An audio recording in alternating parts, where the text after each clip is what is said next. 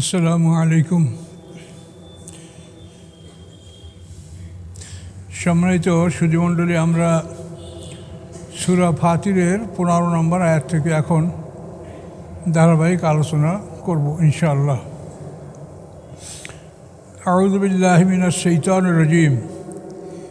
ইয়া আইয়ুহান নাসু আনতুমুল ফুকারাউ ইলাল্লাহ আল্লাহু আল গানিয়ুল হামিদ। হে মানব সকল, তোমরা সকলে আল্লাহর নিকটে ফকির এবং আল্লাহ তিনি একমাত্র ধনী, অভাবমুক্ত এবং প্রশংসিত। কথা সত্য, এতে কোনো সন্দেহ নাই। তো আল্লাহ বলছেন তোমরা সবাই আল্লাহর কাছে ফকির, মুখাপেক্ষী, এবং তিনি অমুখাপেক্ষী এবং প্রশংসিত। আমরা আমাদের জীবনের সব কিছুর জন্য আল্লাহর মুখাপেক্ষী। আমাদের নিজের কোনটার মালিক? আমরা সব কিছুর মালিকই তো আল্লাহ। আকাশ বাতাস, আমাদের বেঁচে থাকার জন্য অক্সিজেন, পানি, এসব কিছুর মালিক তো আল্লাহ। কাজে আমরা সম্পদ থাকলেও তার কাছে ফকির। আমাদের মৌলিক চাহিদা, মৌলিক যে বিষয়গুলি প্রয়োজন, এগুলি সকল বিষয়ের জন্য আমরা আল্লাহর কাছে মুখাপেক্ষী, ফকির। এখান থেকে আমরা অনেক কিছু কথা শিখব যে আমরা যখন আল্লাহর কাছে ফকির, তখন আল্লাহর কাছে আমরা প্রার্থনা করব কিভাবে। ফকিরে কিভাবে প্রার্থনা করে? সে তো হাত পেতেই মানুষের কাছে চায়। কোনো ফকির হাত না পাতা পর্যন্ত বোঝা যায় না যে লোকটা ফকির কিনা।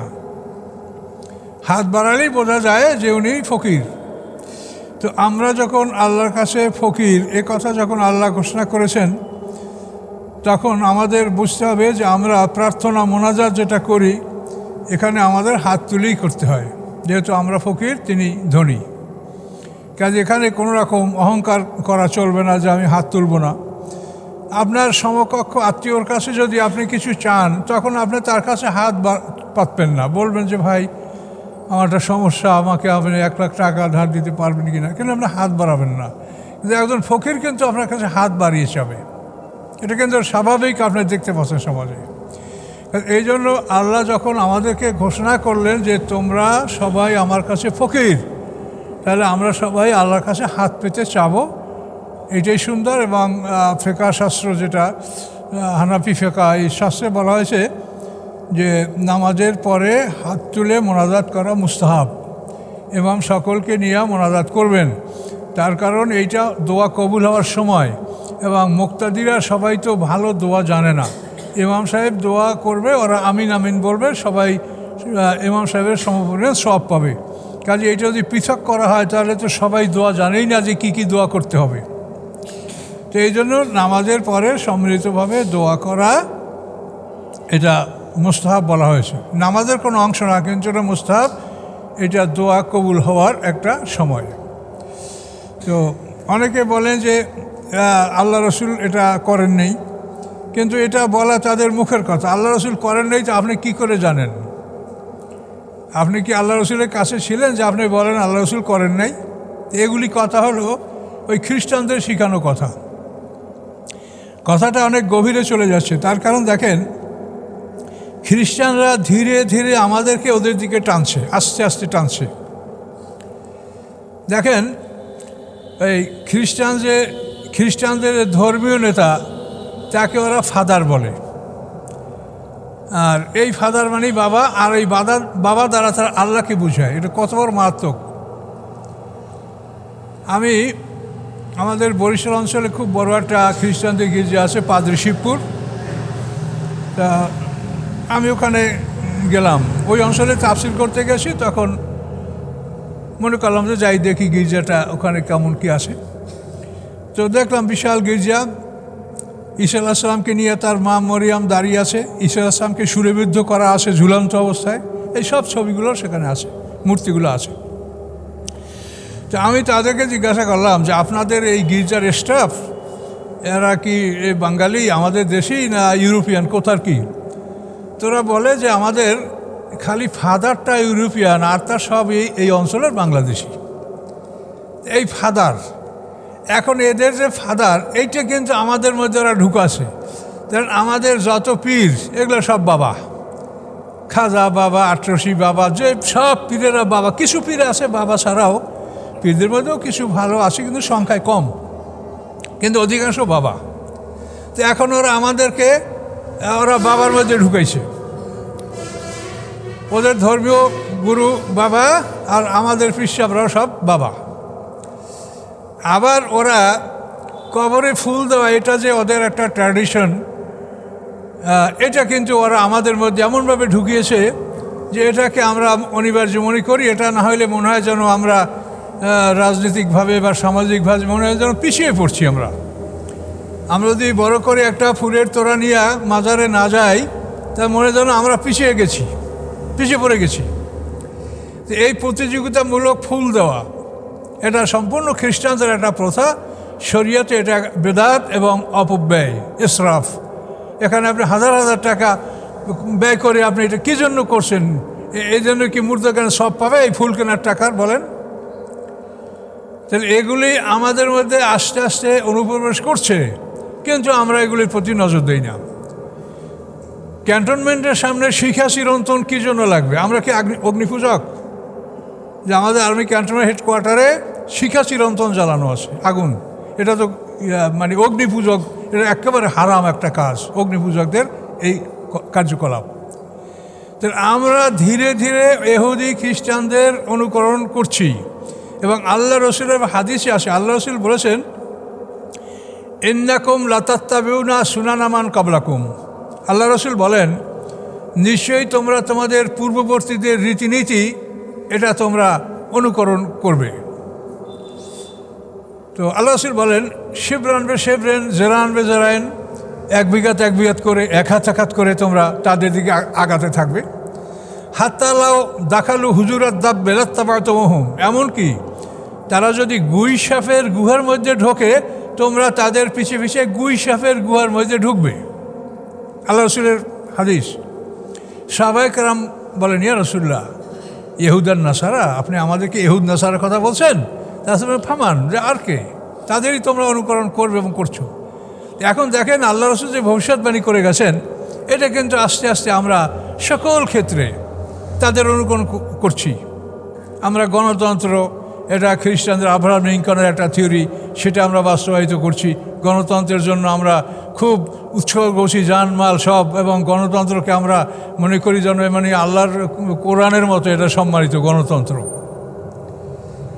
তারপরে আমরা আইন কানুনের দিক থেকে ইহুদিদের মানে বিচার ব্যবস্থা, যেটা ফৌজদারি আদালত, মুসলমানদের যে ধর্মীয় ব্যবস্থা, যেটা মুসলমানদের শরিয়াতে যেটা আইন, আমাদের শরিয়াতের আইনের নাম হচ্ছে হুদুদ কেসাস তাজির।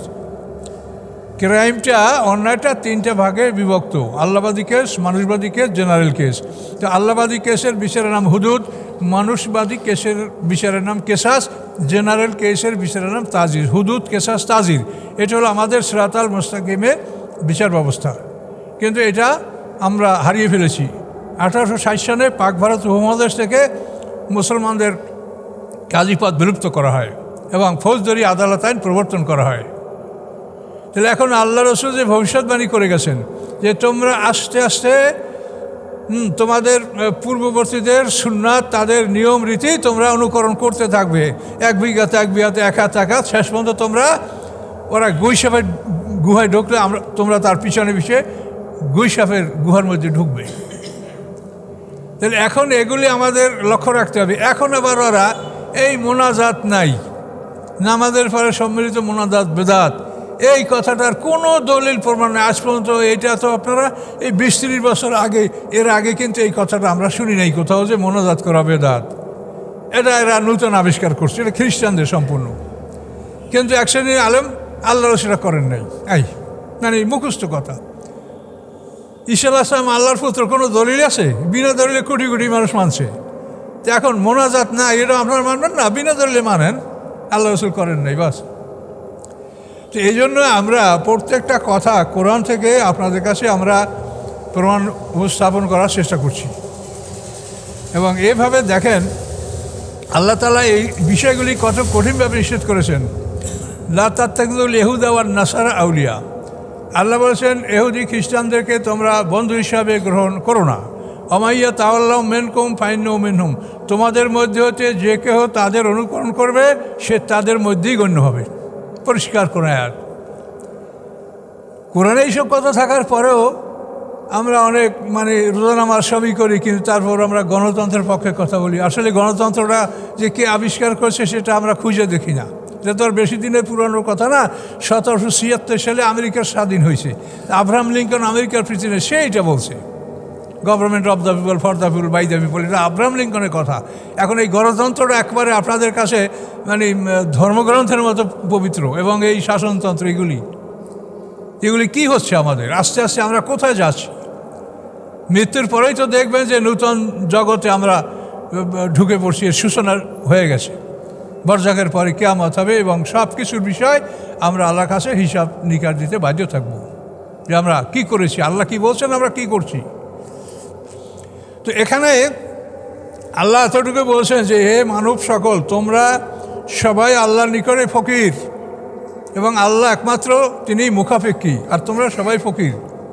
তো এখন ফকিরে আল্লাহর কাছে হাত বাড়িয়ে চাবে, এটাই হলো নিয়ম। এটা আমরা স্বাভাবিকভাবে সামাজিকভাবে আমরা দেখতে পাচ্ছি। এটার জন্য কোনো আইন কানুন দরকার নাই, এমনিই আমরা এটা ন্যাচারাল প্রাকৃতিকভাবে আমরা দেখছি যে ফকির হাত পেতে চায়, তা আমরা ফকির। আচ্ছা, এরপরে আমি আপনাদেরকে অন্য একটা আয়াত আপনার শোনাচ্ছি। অকালা রব্বুকুম উদউনি আস্তাজিব লাকুম। আল্লাহ বলেন অকালা রব্বুকুম, তোমাদের রব বলেন, আমাদের রব আল্লাহ তাআলা। আল্লাহ বলেন তোমাদের রব বলেন উদউনি আস্তাজিব লাকুম, তোমরা আমার কাছে দোয়া করো, আমি তোমাদের দোয়া কবুল করব। এরপর সামনে বলেন ইন্নাল্লাযীনা ইস্তাকবিরুনা ইবাদাতি সায়াদখুলুনা জাহান্নামা দাখিরিন, যারা আমার ইবাদত থেকে অহংকার করবে, যারা অহংকারের বশবর্তী আমার ইবাদত ত্যাগ করবে, তারা অপমানিত অবস্থায় জাহান্নামে ঢুকবে। তো এখন এইখানে ইবাদতের অর্থ হলো দোয়া, যে দোয়া করতে আল্লাহ বলছে এইটাই ইবাদত। এই দোয়া ইবাদত এইটা যদি কেউ পরিত্যাগ করে অপমানিত অবস্থায় জাহান্নামে যাবে। এটা কোরআনের আয়াত, সূরা গাফিরের 60 নম্বর আয়াত দেখেন। কথা আবার আয়াতটা দেখেন, অকাল রব্বুকুম, তোমাদের রব বলছেন। আল্লাহ বলছে তো এই জন্য তোমাদের রব বলছেন। তা আমাদের রব বলছেন উদুনি, তোমরা দোয়া করো আমার কাছে। তাহলে উদুনি, তোমরা দোয়া করো, এখানে বহু বছর। উদুনি, তোমরা দোয়া করো আমার কাছে। আস্তাজিব লাকুম, আমি জবাব দিব তোমাদের উদ্দেশ্যে। এখানে দেখেন সব বহু বছর। আস্তাজিব, আমি জবাব দিব। লাকুম, এই কুমটা হলো সর্বনাম বহু বছর। আমি তোমাদের ডাকে সাড়া দিব। যে তোমরা আমার কাছে সবাই প্রার্থনা করো, উদুনি আস্তাজিব লাকুম, আমি তোমাদের ডাকে সাড়া দিব। এখানে তো সব বহু বচন বলা আছে। এবার মোনাজাতের জন্য হাদিস খোঁজা লাগবে কেন? সম্মিলিত মোনাজাতের জন্য তো কোরআনেই বলা আছে যে তোমরা সবাই সম্মিলিতভাবে আমার কাছে দোয়া করো, আমি তোমাদের দোয়া কবুল করব। কোরআনকে একটু দেখলেই সব পাওয়া যায়, কিন্তু আমরা কোরআনের দিকে আমাদের নজর নাই। কোরআনকে আমরা পিঠের পিছনে আমরা ফেলে দিয়েছি। কাজেই বিষয়টা স্পর্শকাতর বিষয়। কাজে এটা আমি আপনাদেরকে কোরআন থেকে আমি বলে দিলাম। সূরায়ে গাফের, যেটাকে সূরায়ে মোমেন বলে, এটা ওই সূরাটার নাম গাফের, সূরাটার নাম মোমেন। তো এই সূরাটা 60 নম্বর আয়াতে, এই সূরাটার নাম বলে 40 নম্বর সূরা। এটা অনেকেই খুঁজে পায় না, ওটার নাম গাফের আবার মোমেন কোনটা নাকি। তো 40 নম্বর সূরা। তো এখানে আপনি এই বিষয়গুলি দেখতে পাবেন। তো আমরা ইনশাল্লাহ আল্লাহর কোরআনের সব কথা পরিষ্কার করে বলে দেওয়া আছে, কিন্তু আমরা কোরআন থেকে এটা অনুসন্ধান করি না। আল্লাহ বলেন ইন্নাল্লাযীনা ইস্তাকবিরুনা ইবাদাতি, এখানে কিন্তু আরও গুরুত্বপূর্ণ কথা, যারা আমার ইবাদত থেকে অহংকার করে। আমরা সবাই দোয়া করছি, একজনের দোয়া না করে হাত ঝুলে পা ঝুলাচ্ছে, আরাম করছে। এই ঘটনা আমার এক মাহফিলে হয়েছিল। জনগণ মোনাজাত শেষে উঠেই তাকে মায়ের শুরু করে দিয়েছে। একজন ভালো আলেম, নাম বললে সবাই আপনারা চিন্তা ফেলবেন, আমি বলছি না, আমার মাহফিলেই খয়রাবাদ রহনপুরে এই ঘটনা ঘটেছে। যে আল্লাহ বলেন যে ইন্নাল্লাযীনা ইস্তাকবিরুনা ইবাদাতি, সবাই মোনাজাত করছে, কান্নাকাটি করছে, হাত তুলে এখানে রোনাদারি করছে, আর তুমি বসে বসে পা ঝুলাচ্ছ। মানুষ মোনাজাতের শেষে উঠে আরে মায়ের শুরু, ফাটাই দিল মাইরা। সে একজন আলেম বক্তা। তো এখন দেখেন, এটা আপনি আল্লাহর কালামটাকে ভালো করে দেখেন যে আল্লাহ কি বলছে। ইন্নাল্লাযিনা ইস্তাকবিরুনা ইবাদাতি, এই ইবাদত হলো দোয়া। যেহেতু আগের আয়াতে দোয়ার কথা বলা হয়েছে, যে ইবাদত হলো এই দোয়া, এই মোনাজাত। এই মোনাজাত থেকে যারা অহংকার করে, হাত তোলে না, হ্যাঁ, আল্লাহ বলেন আমি অপমানিত অবস্থায় তাদেরকে জাহান্নামে ঢুকাবো। কাজেই আপনারা সতর্ক হন। সবসময় আল্লাহর কাছে বিনয়ী অবস্থায় আমরা অগ্রসর হব, তার কাছে চাবো।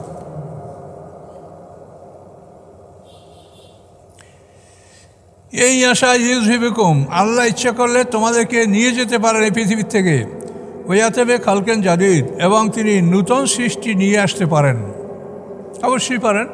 তিনি জিন জাতিকে তাড়িয়ে দিয়ে আমাদেরকে আনছেন, আবার আমাদেরকে তাড়িয়ে দিয়ে অন্য জাতি আনতে পারেন। এতে কোনো রকমের সন্দেহ নাই, কোনো দুর্বলতা নাই। কিন্তু সেটা হয়তো আমাদের জন্য আল্লাহ তো এটা করবেন না, এটা আল্লাহর দয়া। তো আল্লাহ বলেছেন, হুমকি দিয়েছেন, এই আশা ইউযহিবকুম, তিনি ইচ্ছা করলে তোমাদেরকে এই পৃথিবী থেকে হটিয়ে নিতে পারেন, সরাই নিতে পারেন। ওয়ায়াতাবে খালকেন জাদিদ, নূতন কোনো সৃষ্টি নিয়ে আসতে পারেন। ওমা যালিকা আলাল্লাহি বিআজিজ, এবং এই কাজ আল্লাহর উপরে কোনো কঠিন নয়। এটা কোনো কঠিন নেই, এটা কুন ফায়াকুনই হয়ে যায় এরকম কাজ। আল্লাহ বলছেন, ওয়ালা তাজিরু ওয়াজরাতুন বিজরা উখরা, কোনো বহনকারী, ওয়ালা তাজিরু বহন করবে না, ওয়াজরাতুন কোনো বহনকারী, বেজরা উখরা অপরের বোঝা, কোনো বহনকারী অপরের বোঝা বহন করবে না। যার বোঝা তাকেই বহন করতে হবে। আরবের মুশরিকরা বলতো, ইত্তাবিউ সাবিলানা ওয়াল রাহমিল খাতায়াকুম, কোরআন আয়াত। মুশরিকরা বলতো যে তোমরা আমাদের পথে আসো, তোমাদের অপরাধ পাপ এটা আমরা বহন করব। ওয়াল রাহমিল খাতায়াকুম, খাতা মানে গুনাহ, তোমাদের গুনাহ খাতা আমরা বহন করব, আমাদের মতে থাকো। এই আরবের মুশরিকরা, আবু সুফিয়ান এবং এইভাবে নেতারাই কথা বলছে যে তোমরা আমাদের পথে থাকো, তোমাদের পাপ যদি হয় সেটা আমরা বহন করব। তো এভাবে ওলীদ ইবনে মুগিরার ঘটনাও কোরআনে আছে, যে ওলীদ ইবনে মুগিরা একদল লোককে অর্থ দিয়েছিল কিছুদিন, আতা কালিলাম ও আকদা, যে সে অর্থ দিয়েছিল এই উদ্দেশ্যে যে তার শাস্তি এরা বহন করবে, ফেরেশতারা মারবে। ওলীদ ইবনে মুগিরা শুনে ভয় পাইছিল, 19 জন ফেরেশতা যোজকে। তো ওলীদ ইবনে মুগিরাকে আবু জাহেল এবং অন্যান্যরা বলল যে তোমার ভয় নাই, তুমি আমাদেরকে কিছু টাকা পয়সা দাও, তোমার তো অনেক সম্পদ আছে, তোমার পিটানগুলি আমরা বহন করব। তো সেখানেও আল্লাহ তাআলা ওই কথা বলেছেন যে ইব্রাহিম আলাইহিস সালাম, মুসা আলাইহিস সালামের কিতাবগুলি কি সে পড়ে নাই? সেই সব কিতাবগুলিতে লেখা আছে, আল্লাহ তাজিরু ওয়াজিরাতুন বিজরা উখরা, কোনো বহনকারী অপরের বোঝা বহন করতে পারবে না, যার বোঝা তাকেই বহন করতে হবে। টাকা দিয়ে যদি পিটান ফিরানো যাইতো তাহলে বড় লোক তো সব জান্নাতি চলে যেত, তাদের আর শাস্তি হতো না। টাকা দিয়ে কিচ্ছু হবে না। তো এই জন্য আল্লাহ এই কথাগুলো কোরআন পাকে একাধিকবার বলেছেন, ওয়ালা তাজিরু ওয়াজিরাতুন বিজরা উখরা, বহন করবে না কোনো বহনকারী অপরের বোঝা, যার বোঝা তাকেই বহন করতে হবে। হ্যাঁ, তবে একটা জিনিস হবে, সেটা হলো কেউ যদি কাউকে বিপদগামী করে, তো ওর পাপ আর নিজের পাপ এটা ডবল হবে তার, আর ওর হবে সিঙ্গেল।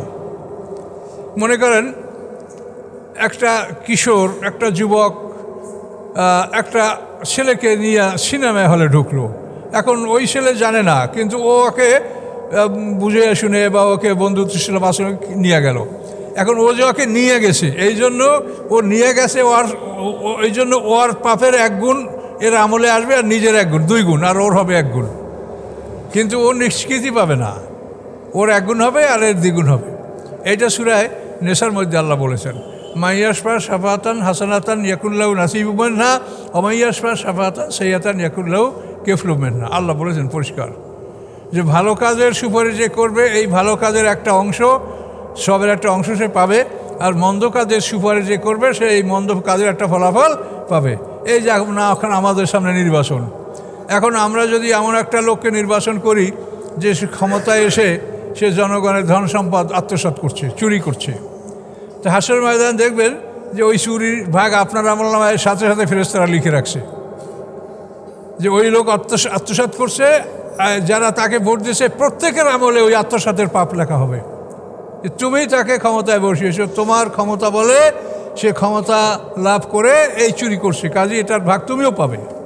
এইটা কোরআনে সূরা নিসায় বলেছেন, মাইয়াশফা শাফাআতান হাসানাতান ইয়াকুল্লাহু নাসিবুম মিনহা ওয়া মাইয়াশ শাফাআতান সাইয়্যাতান ইয়াকুল্লাহু কাফলুম মিনহা। আবার ভালো কাজ যদি তুমি যাকে নির্বাচন করেছো, তোমার ভোটের মাধ্যমে সে নির্বাচিত হয়েছে, এমন যদি হয় তো সে যে ভালো কাজগুলি তার সবের একটা অংশ তুমি পাবে। মানুষের মধ্যে বিবাদ মিটানো এত বড় সওয়াব যে একটা হজের সওয়াব আল্লাহ তাকে দান করে। এখন আপনি দেখবেন যে আপনি জীবনেও হজ করেন নাই, কিন্তু আপনার আমলনামায় হজের সওয়াব লেখা আছে। কোথা থেকে আসলো? যে আপনি যে লোকটাকে মানে ক্ষমতায় যাওয়ার জন্য আপনি ভোট দিয়েছিলেন, এই আপনার থেকে সে ক্ষমতা লাভ করে এই ভালো কাজ করছে, এই ভালো কাজের একটা অংশ আপনি পাবেন। এটা কোরআন দ্বারাই প্রমাণিত। ভালো কাজের সুপারিশ করলে ভালো কাজের ফল আপনি পাবেন, মন্দ কাজের সুপারিশ করলে মন্দ কাজের একটা অংশ আপনি পাবেন। কোরআনে সব বলা আছে, শুধু আমাদের মানে কোরআনকে আমরা ব্যবহার করছি না, এটা হলো আমাদের দুঃখজনক ব্যাপার। সব কথা কোরআনে বলা আছে এবং কোরআনে যা শুনবেন এটা অথেন্টিক, নির্ভুল, কোনো রকমের মধ্যে কোনো সন্দেহ নেই। আল্লাহ বলেই দিয়েছেন আমার এই কেতাবে, জালিকাল কেতাবো লা রাইবা ফিহ, এই কেতাবের মধ্যে কোনো সন্দেহ নাই। কাজে আপনারা জীবনের সকল কাজগুলি এই কোরআন যেভাবে বলেছে এইটা বিবেচনা আপনি কাজ করবেন। কে খুশি হলো, কে বেজার হলো, এগুলো আপনার অত শেয়ার করারই দরকার নেই। থাকবেন চুপচাপ, কাজ করবেন কোরআন অনুযায়ী। কথা বুঝতে পারছেন? এটা নিয়ে শোরগোল করলে আপনি বিপদে পড়বেন, নানান রকম সমস্যায় পড়বেন। কাজেই আপনি কোরআন থেকে জানবেন, চুপচাপ থাকবেন, আল্লাহর কোরআন অনুযায়ী আপনি কাজ করবেন। এই হলো আমার পরামর্শ। এখন বোঝা তো বহন করতে এটা তো বললেনি। তারপর সামনে আল্লাহ কি বলেন? ওয়ান তাদু মুশকালাতুন ইলা হামলিহা, যদি কোনো বোঝা বহন করার জন্য তোমরা কাউকে ডাকো যে ভাই আমার এই বোঝাটা তুলে দেন, তো লা ইয়াহমিলু মিনহু শাই, সে ও বোঝা থেকে কিছুই তোমার তুলবে না। আপনি রাস্তায় বসে যেটা বোঝা তুলতে না পারে একজনকে বললে ভাই আমার হেল্প করেন, আমার করবে। কিন্তু আল্লাহ বলছেন যে বিচারের মাঠে যখন তুমি বিপদগ্রস্ত হবে, তো ওয়ান তাদু মুশকালাতুন ইলা হামলিহা, যদি তুমি ডাকো কোনো ভারী বোঝা বহন করার জন্য, লা ইয়াহমিলু মিনহু শাই, সে কিছুই বহন করবে না, তাকাবেই না তোমার দিকে। ওয়ালাউ কানা যার কুরবা, যদিও সে তোমার নিকটতম আত্মীয় স্বজন হয়, সে যদি তোমার নিকট আত্মীয় হয় তবুও তোমার ডাকে সাড়া দেবে না, তোমার কোনো বোঝা সে বহন করবে না। ইন্নামা তুনজিরুল্লাযিনা ইয়াখশাউনা রাব্বাহুম, এখন আল্লাহ রাসূলকে বলছেন নিশ্চয়ই আপনি ভয় দেখাবেন তাদেরকে, ইয়াখশাউনা রাব্বাহুম বিল গায়েব, যারা তাদের রবকে ভয় করে না দেখে। যারা রবকে না দেখে ভয় করে তাদেরকে আপনি সতর্ক করুন। আর কি করে তারা? ওয়াকামুস সালাতা, সালাত কায়েম করে, অমান তাজাক্কা, এবং যে পবিত্রতা অর্জন করে, ফাইন্নামা তাজাক্কা লিনাফসিহি, সে পবিত্রতা অর্জন করে তার নিজের জন্য। পবিত্রতা, জাকাত হলো মালের ময়লা, জাকাত যখন মাল থেকে বাইর করবেন তখন মাল পবিত্র হবে। মোশরেকদের পবিত্রতা হলো কলমা পাঠ, মোশরেকরা গোসল করলে পবিত্র হবে না, কিন্তু আপনারা মুমিনরা গোসল করলে পবিত্র হবেন। পবিত্রতা বুঝতে হবে। তো এভাবে আল্লাহ বলেন যে পবিত্রতা অর্জন করে সে তার নিজের জন্যই করে। ইলাল্লাহিল মাসির ওয়া ইলাল্লাহিল মাসির, এবং তোমাদের সকলের প্রত্যাবর্তন আল্লাহর কাছে, সবাই আমরা আল্লাহর কাছে যাব। ওমা ইয়াস্তাবিল আমা ওয়াল বাসির, সমান নয় অন্ধ এবং দৃষ্টিশক্তি সম্পন্ন। অন্ধ এবং দৃষ্টিশক্তি সম্পন্ন এই দুটা মানুষ সমান নয়। দৃষ্টিসম্পন্ন যাদের চোখ দ্বারা তারা আল্লাহর দ্বীন, শরিয়াত, কোরআন বুঝেছে তাদের চোখ আছে, আর যারা চক্ষু থাকতেও আল্লাহর কোরআনের দিকে তাকায় নাই, হাদিস দিকে তাকায় নাই, শরিয়াতের বিধানের দিকে তাকায় নাই, এর অন্ধ। কথা বুঝতে পারছেন? তো আল্লাহ বলেন অন্ধ এবং দৃষ্টিসম্পন্ন এর সমান না। তো আপনি এখানে আল্লাহ যাকে অন্ধ বলছে সে কিন্তু চোখে আপনার আমার সাথে ভালো দেখে, কিন্তু আল্লাহ বলছে অন্ধ। তার কারণ শরিয়াতের বিধানের প্রতি তার কোনো চোখ পড়ে নাই, দৃষ্টি পড়ে নাই, এই জন্য সে অন্ধ। নফসে মুতমাইন্নার সাথে তার অঙ্গ প্রত্যঙ্গের কোনো সম্পর্ক নাই, নফসে আম্মারার সাথে সম্পর্ক। আমাদের এই যে সেন্স অর্গান যেটাকে বলা হয় ইন্দ্রিয় শক্তি, চক্ষু, কর্ণ, নাসিকা, জিহ্বা, ত্বক, এটার পরিচালক হলো দুইজন পরস্পর বিরোধী, নফসে মুতমাইন্না, নফসে আম্মারা। তো এখন এই আমাদের দেহের পরিচালক যদি নফসে আম্মারা হয়, তাহলে সে শরিয়াতের দিক, কোরআনের দিক কোনো দিক তাকাবেই না, সবসময় ওই অন্যায়ের দিকে তাকাবে। তাহলে আপনার আমার পরিচালক কে? নফসে মুতমাইন্না না নফসে আম্মারা? এটা আপনাকে নিজের এটা নির্ণয় করতে হবে। এগুলো বিরাট ব্যাপার। এগুলো সকলের মধ্যে আসে, কিন্তু আপনি যেটাকে লালন পালন করবেন সেটার খাবার দেন, যেটাকে আপনি লালন পালন করবেন সেইটার খাবার দেন। আল্লাহর ওহী হলো নফসে মুতমাইন্নার খাদ্য। আপনি আল্লাহর ওহী যদি এখানে ঢুকান, নফসে মুতমাইন্না শক্তিশালী হবে। আর শয়তানের ওহী হলো নফসে আম্মারার খাদ্য। যদি শয়তানের খাদ্য অর্থাৎ আল্লাহর ওহী এবং এর ব্যাখ্যা, এগুলির বাইরে যত বুদ্ধি আছে, যত কথা আছে, কৌশল আছে, এগুলো সব শয়তানের ওহী। ওই দুই প্রকার, আল্লাহর ওহী এবং শয়তানের ওহী। সূরা আনামের 121 নম্বর আয়াতে দেখেন। কাজী আল্লাহর ওহী যারা যারা হৃদয়কে শক্তিশালী করেছে তারা চক্ষুষ্মান, তারা বাসির। আর আল্লাহর যে বিধান নফসে মুতমাইন্না, এটাকে যারা প্রত্যাখ্যান করেছে তারা অন্ধ। এগুলো খুব কঠিন কথা, এবং প্রত্যেকটা মানুষের মধ্যে এই শক্তিটা আছে আল্লাহর পক্ষ থেকে। আল্লাহ বলছেন ফাআলহামাহা ফুজুরহা ওয়া তাকওয়া। প্রত্যেকটা মানুষের মধ্যে ফুজুর এবং তাকওয়া, অর্থাৎ নফসে মুতমাইন্না, নফসে আম্মারা, দুটোই তার মধ্যে আল্লাহ দিয়েছে। এগুলো সব কোরআনে আছে, কোনো দুর্বলতা নেই এই কথার মধ্যে। ফুজুর ও তাকওয়া দেওয়া আছে। আপনি গাড়ি কিনছেন, কিন্তু তেল তো আপনাকে কোম্পানি দিবে না, তেল তো আপনার কিনতে হবে। তা আপনার আমার দেহের মধ্যে ইঞ্জিন আল্লাহ ঢুকাইয়া দিছে।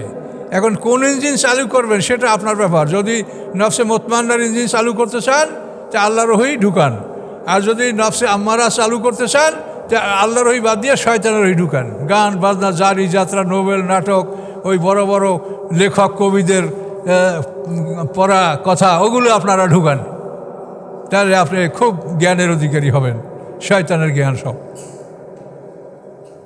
তো এই জন্য এই সমস্ত কথাগুলা বোঝা দরকার যে অন্ধ এবং দৃষ্টিসম্পন্ন সমান নয়। অন্ধ কে? যে রাস্তায় লাঠি লিয়া ঠঠা করে ওই অন্ধ না। অন্ধ যাকে আল্লাহ বলছে সে ভালো চোখের অধিকারী, কিন্তু তার মধ্যে নফসে মুতমাইন্না নাই, নফসে মুতমাইন্নার তেল ঢুকায় নাই ভিতরে। ওলা জুলুমাত ওলা নূর, সমন্বয় অন্ধকার এবং আলো। অন্ধকার হলো কুফরি আর আলো হলো ইসলাম।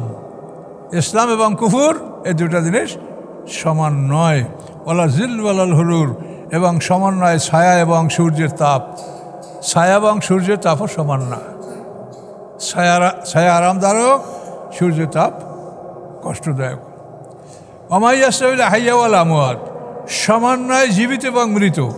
এই জীবিতকে যার মধ্যে নফসে মুতমাইন্না আছে সে জীবিত, আর মৃতকে যার মধ্যে নফসে আম্মারা সে মৃত। বিভিন্নভাবে আল্লাহ উদাহরণটা দিচ্ছেন। সমান নয় জীবিত এবং মৃত। ইন্নাল্লাহ ইয়াসমু মাইয়াশা, আল্লাহ যাকে ইচ্ছা তাকে তিনি শুনান। অমান তবে মুসমেন মানফিল কুবুর, কিন্তু যে কবরে অবস্থান করে তাকে আপনি শোনাতে পারবেন না। অর্থাৎ দুনিয়ায় থাকতেও যে আল্লাহর ওহী, শরীয়ত, কোরআন এগুলি দেখে না, সে দুনিয়ায় থাকলেও তার অবস্থা হলো সে কবরে আছে। দেখুন কবরের মানুষ কিছু দেখে না, বোঝে না, এই লোকগুলো আল্লাহ বলছেন এগুলো দুনিয়াতে কবর, এর দুনিয়াটাই তার জন্য কবর, সে দুনিয়াতে কবরে আছে। তাই আল্লাহ বলেন হে রাসূল, যে কবরে অবস্থান করে তাকে আপনি কিছু শোনাতে পারবেন না। কি মারাত্মক কথা দেখেন। তাহলে আমরা যাদেরকে মহাজ্ঞানী, মহাপণ্ডিত মনে করি, আল্লাহ কি বলছেন তাদেরকে বলেন। যারা আসমানি কিতাবের জ্ঞান রাখে না, তারা যত শিক্ষিত হোক, আল্লাহর ভাষায় তারা উম্মি, নিরক্ষর। কোরআনের ওইতে দেখেন হুয়াল্লাযী বাআসা ফিল উম্মিয়্যিনা রাসূলাম মিনহুম, আল্লাহ তাআলা উম্মিদের মধ্যে একজন উম্মি রাসূল পাঠালেন। এখন তাফসীরকাররা বলে যে উম্মি কেন? আরবে তো অনেক শিক্ষিত লোক ছিল, কিন্তু আল্লাহ বলেন উম্মিদের মধ্যে উম্মি রাসূল। তার কারণ কোরআনের জ্ঞান যারা রাখে না, তারা যত জ্ঞানের অধিকারী হোক, আল্লাহ তাদেরকে উম্মি বলেছেন। উম্মি এরা নিরক্ষর, নির্বোধ। তাহলে যারা খুব বেশি দেখে, ডাক্তার, ইঞ্জিনিয়ার, বড় বড় শিক্ষিত পণ্ডিত, আল্লাহ বলছেন এরা অন্ধ, চোখ নাই এদের। এই কথা, একটা বিপরীত কথা মনে পড়ছে। ঢাকা ইউনিভার্সিটিতে আমাদের ইংলিশ ডিপার্টমেন্টের হেড স্যার ছিলেন, তার নাম ছিল আব্দুল মোনেম খান। আমাদের পাকিস্তান আমলের আমরা ছাত্র। তো আব্দুল মোনেম খান স্যার উনি আমাদের ইংলিশ ক্লাস যখন নিতেন তখন স্যার বলতেন মানে চোখগুলো মানে বড় বড় করে, যেরকম মানে ইউরোপিয়ানরা কথা বলে ওই রকমই ভাষায় অবাঙালিদের মতো চেহারা নিজে ধারণ করে কথা বলতেন ইংলিশে।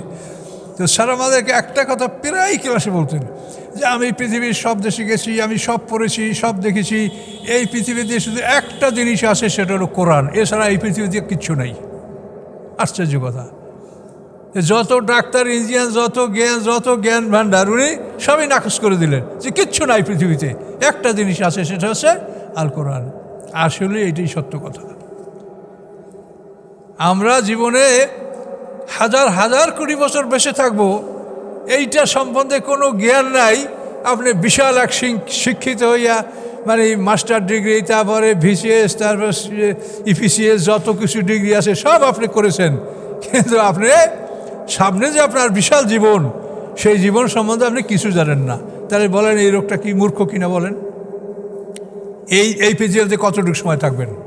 যদি ৬৫ বছর বাঁচেন ১.৫ ঘন্টা, হ্যাঁ ৩০০ বছর যদি মানে ৩০০ ৬৫ ডিগ্রি ১৬০০ বছর যদি বাঁচেন তাহলে পরকালের তুলনায় ৩ ঘন্টা। তাহলে আপনি এই যে বিশাল জগৎ, যেখানে একটা দিন ১০০০ বছরের সমান, কোনো সন্দেহ আছে? ওয়াইনায়মান এন্দার রব্বিকা কালফি সানাতে মিমা তাউদ্দুন, যেখানে একটা দিন ১০০০ বছরের সমান, সেইটার সম্বন্ধে আপনি কিছু জানেন না। তা আপনার এই ডক্টরেট আর এই ডিগ্রি কী মূল্য আছে বলেন? আল্লাহ বলছে উম্মি, তুমি নিরক্ষর বলেন। এখন আর শুনলে তো রাগ করবেন আপনারা বড় শিক্ষিতরা, রাগ করলে হবে না, বরং এই কথাটা মানতে পারলে আপনাদের লাভ আছে। আপনি ডক্টর, ইঞ্জিনিয়ার কত কিছু হইতে পারছেন, কিন্তু আপনি কোরআন পড়তে পারেন নাই, কোরআন শিখতে পারেন নাই। এটা আপনার জন্য কত বড় দুর্ভাগ্য। এবং এই ধরনের লোকগুলিকে আল্লাহ সব উম্মি বলেছে, নির্বোধ, নিরক্ষর, এদের কোনো অক্ষর জ্ঞানও নাই। আল্লাহ এটাই বলছে। কি করে জ্ঞান থাকে? হাজার হাজার কোটি বছর আপনাকে চলতে হবে, সে ব্যাপারে আপনার কোনো খবর নাই। আপনি এই দুনিয়ায় ১.৫-২ ঘন্টা থাকবেন, এই জন্য সারা দুনিয়ায় পুরো সময়টা আপনি এর পিছু ব্যয় করে ফেললেন। তাহলে সেই যে বোকা কিছু আছে? আল্লাহ এই জন্য এদেরকে উম্মি বলছে, নিরক্ষর, নির্বোধ বলেছেন। আর এই সমস্ত লোকগুলোকে আল্লাহ বলছেন যে ওরা দুনিয়াতেই কবরের মধ্যে আছে, কাজে ওরা কবরে, ওদেরকে আপনি বুঝাতে পারবেন না। এনান্তা ইল্লা নাজির, আপনি ভয় প্রদর্শনকারী ছাড়া আর কিছু নন। ইন্না আরসালনাকা বিল্লাকে বাশীরা ওয়া নাযীরা, নিশ্চয়ই আমি প্রেরণ করেছি আপনাকে, আল্লাহ বলেন হে রাসূল, নিশ্চয়ই আমি প্রেরণ করেছি আপনাকে সত্য নিয়া, বাশীরা ওয়া নাযীরা, আপনি সুসংবাদদাতা, ভয় প্রদর্শনকারী। ওয়ামিন উম্মাতিন ইল্লা খালা ফিহা নাযীর, নাই কোনো এমন জাতি বরং তার মধ্যে ভয় প্রদর্শনকারী রসুল আগমন করেছিলেন। ভয় প্রদর্শনকারী রসুল আগমন করেন নাই এমন কোনো জাতি অতীত হয়নি। প্রত্যেকটা জাতির মধ্যেই আল্লাহ রাসুল পাঠিয়েছেন, ডাইরেক্ট রাসুল অথবা রাসুলের রাসুল। রাসুলের রাসুল বোঝেন? রাসুল সাল্লাল্লাহু আলাইহি ওয়াসাল্লামের রাসুল, আমরাও রাসুলের রাসুল। সমস্ত আলেম ওলামা এরা রাসুলের রাসুল। আর আল্লাহর রাসুল হলেন মুহাম্মদ সাল্লাল্লাহু আলাইহি ওয়াসাল্লাম। আর মুহাম্মদ সাল্লাল্লাহু আলাইহি ওয়াসাল্লামের পক্ষ থেকে আমরা যারা এই দিন প্রচারের কাজ করছি, আমরা সবাই রাসুলের রাসুল। সময় শেষ হয়ে গেছে, হুজুরে হাজির হয়ে গেছে।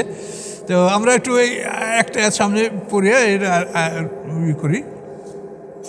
আল্লাহ বলেন ওয়াইউ কাযিবুকা, হে রাসূল, আপনাকে যারা ওরা যদি মিথ্যে সাব্যস্ত করে, ফাকাত কাযযাবাল্লাযীনা মিন ক্বাবলিহিম, এদের আগে যারা ছিল কাফের মুশরিক, তারাও রাসূলকে মিথ্যা বলেছে, মিথ্যে সাব্যস্ত করেছে। জাআতুম রাসূলুহুম বিল বায়িনাত, এসেছিল তাদের কাছে রাসূলগণ উজ্জ্বল প্রমাণসহ, জুবুরে ছোট কেতাব নিয়া, ওয়াল কেতাবিল মুরিন এবং বড় কেতাব নিয়া, এই সব নিয়েই এসেছিল, কিন্তু রাসূলকে তারা স্বীকৃতি দেয় নাই।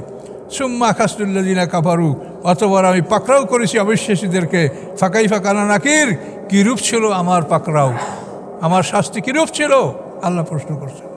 ভয়ঙ্কর শাস্তি। একটা রুকু আমরা পার করলাম, 26 নম্বর আয়াত পর্যন্ত সূরা ফাতির। আপনারা যারা সুন্নাত পড়েন, কাবলাল জুমা 4 রাকাত সুন্নাত নামাজ আদায় করেন।